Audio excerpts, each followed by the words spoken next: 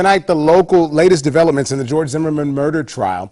Now, leaders in the state around Florida are preparing for any kind of eventuality of the violence that could follow after the verdict. I'm Rockman Johnson. Thanks so much for joining us for Bounce News at 7. Now, what we're learning so far, closing arguments are expected as early as tomorrow. And by then, the jury could start deliberating by the end of this week.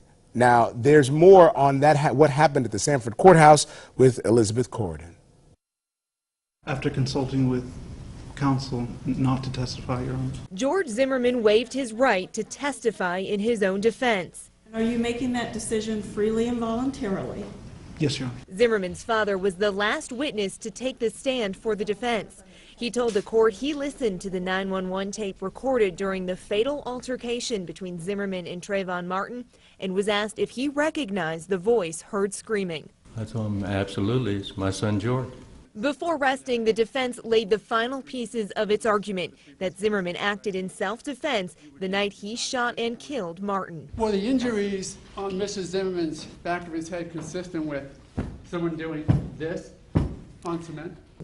Wednesday's first witness was Dennis Root, a specialist in the use of force. I believe it's my opinion that the physical abilities he would find himself lacking when compared to Mr. Martin. Zimmerman is charged with second-degree murder. Wouldn't that be consistent with Trayvon Martin getting off of George Zimmerman and George Zimmerman raising the gun and firing it?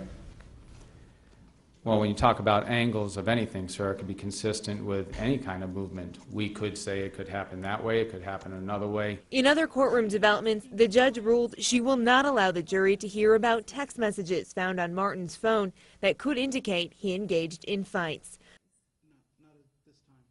Now, as things continue, local and state leaders in Florida are preparing for the kind of violence that they say could follow after the verdict is issued.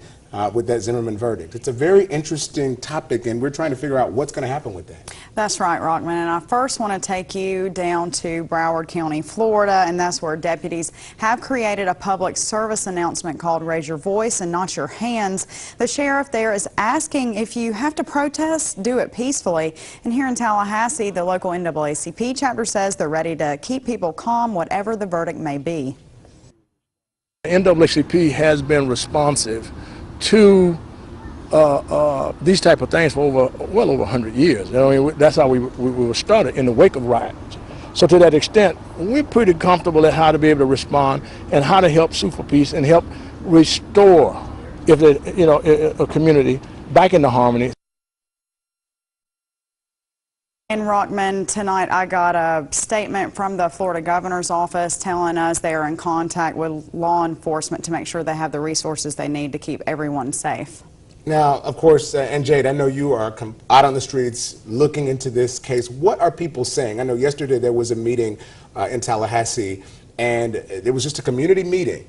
And one of the questions that came about that took the meeting over, it was in Frenchtown, was about the Zimmerman verdict. What are people saying? Do they think that it's going to come down as to be guilty or not guilty, and what's going to happen after the verdict?